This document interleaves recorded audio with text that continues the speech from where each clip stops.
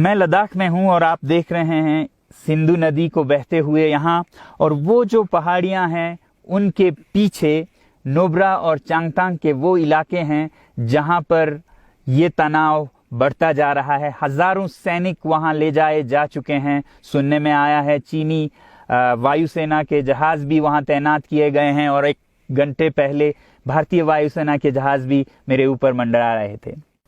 सामान्यतः जब सीमा पर तनाव होता है तो हम आप जैसे नागरिक ये सोचकर सो जाते हैं रात को कि सैनिक इसका जवाब दे देंगे, मगर मैं आज आप लोगों को ये ज़रूरी बात बताना चाहता हूं कि इस बार सिर्फ सैनिक जवाब नहीं, 2 तरफा जवाब हो और उसमें नागरिक जवाब भी हो। तो आप जैसे नागरिक दिल्ली, मुंबई और बेंगलोर और अनेक शहरों से क्या कर सकते हैं इसमें, ये समझने के लिए पहले हमें समझनी होगी चीन की ये हरकत और वो ऐसा क्यों कर रहा है।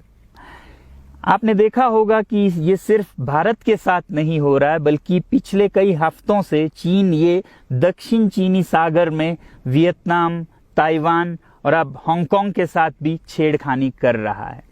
और मेरा ये विश्लेषण है कि वो ये सब किसी देश के साथ दुश्मनी के वजह से ज्यादा अपने अंदर की समस्याओं को सुलझाने के लिए कर रहा है।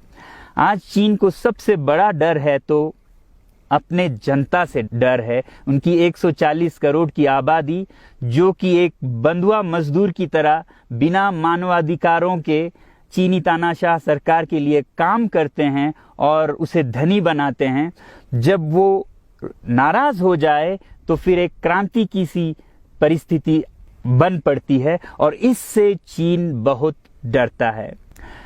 आज कोरोना के प्रकोप के बाद चीन में फैक्ट्रियां बंद हैं, एक्सपोर्ट्स बंद हैं और बेरोजगारी 20% तक बढ़ चुकी है। लोग बहुत नाराज हैं, क्रांति हो सकती है, तख्ता पलट हो सकता है। इसीलिए चीन पड़ोसियों से दुश्मनी करके अपनी जनता को अपने साथ जोड़ने में लगा हुआ है, और ये पहली बार नहीं कर रहा है। 1962 में जब भारत के साथ जंग की तो वो जंग भी उसने अपने जनता को संभालने के लिए की थी। तब 4 साल का अकाल और भूखमरी हुई थी और इससे ध्यान हटाने के लिए ये जंग की थी।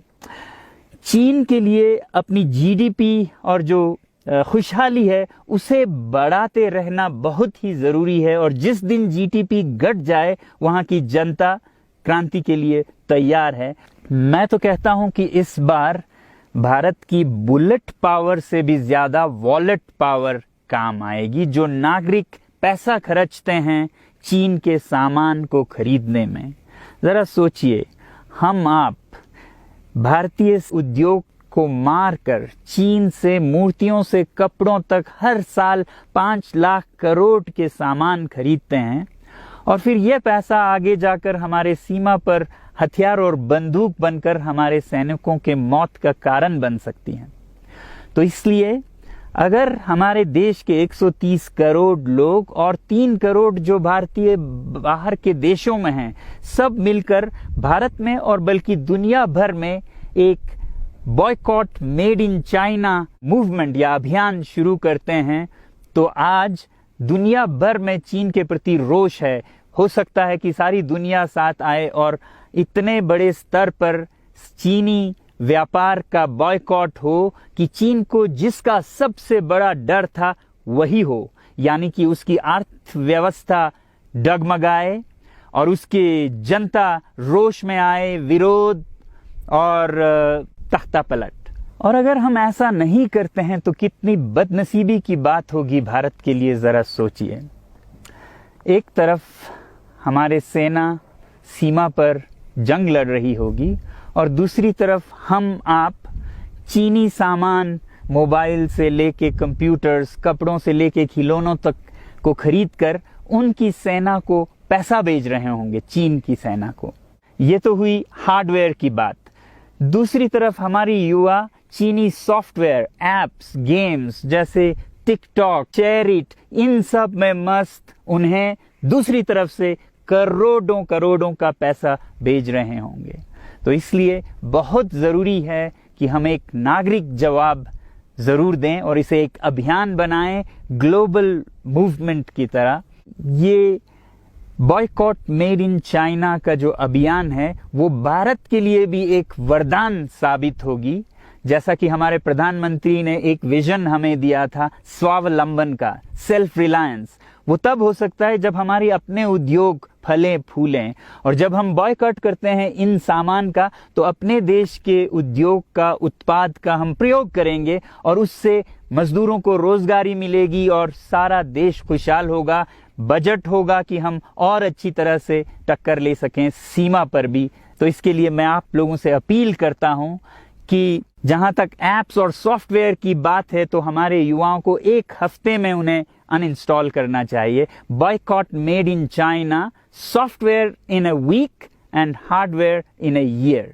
क्योंकि साजो सामान के लिए वक्त लगेगा हमारे अपने देश से और बाहर से विकल्प निकलने तक, तो उसे हम एक साल के अंदर कर सकते हैं। तो ये हम न सिर्फ अपना प्रतिज्ञा करें बल्कि 100 और लोगों को इसके बारे में समझाएं, शेयर करें सोशल मीडिया पर, और हमारी जो मीडिया है वो जनता तक, देश के कोने कोने तक पहुंचाए। और जैसे ही इसका असर दिखने लगेगा, इंटरनेट से ऐप्स लाखों में, करोड़ों में अनइंस्टॉल होंगे, तो चीन को संदेश साफ जाएगा और यही एक तरीका उसे मेज पर पहुंचा सकती है जहां पर की बातचीत हो शांति की। तो जाते जाते मैं ये बता दूं कि मैं क्या करने जा रहा हूं। इस फोन पर जो भी चीनी ऐप्स हैं उन्हें तो मैं एक हफ्ते में हटा रहा हूं, बल्कि ये फोन जो कि चीन में बना है इसे भी मैं एक हफ्ते में अपनी जिंदगी से अलग कर रहा हूं। और एक साल के अंदर हर वो चीज जिस पे मेड इन चाइना लिखा है उसे जिंदगी से निकालने जा रहा हूं। हमें चीन से, चीनी लोगों से कोई समस्या नहीं है, चीनी सरकार और उनकी रवैयों से समस्या है। जब तक चीन में परिवर्तन ना हो हमें ऐसा करना होगा। और आप लोगों से मैं अपील करता हूं कि आप अपने शहर में, अपने मोहल्ले में ऐसे इवेंट्स करें जहां लोग प्रतिज्ञाएं करें कि चीनी सामान का बहिष्कार करें जब तक चीन में परिवर्तन ना हो। और मैं सालों से कहता रहा हूं कि 21वीं सदी में देश के लिए जान देने की नहीं बल्कि जिंदगी देने की जरूरत है। लद्दाख में बढ़ते हुए ये देश के लिए जान देने का कारोबार बहुत देखा, और जहां एक तरफ मैं सलाम करता हूं उन लोगों के लिए, उन लोगों को जिन्होंने देश के लिए जान दिया, मगर इस 21वीं सदी में मेरा ख्याल है कि देश के लिए जान देने की नहीं, जिंदगी देने की जरूरत है।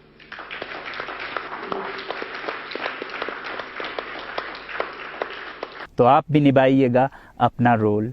जय हिंद।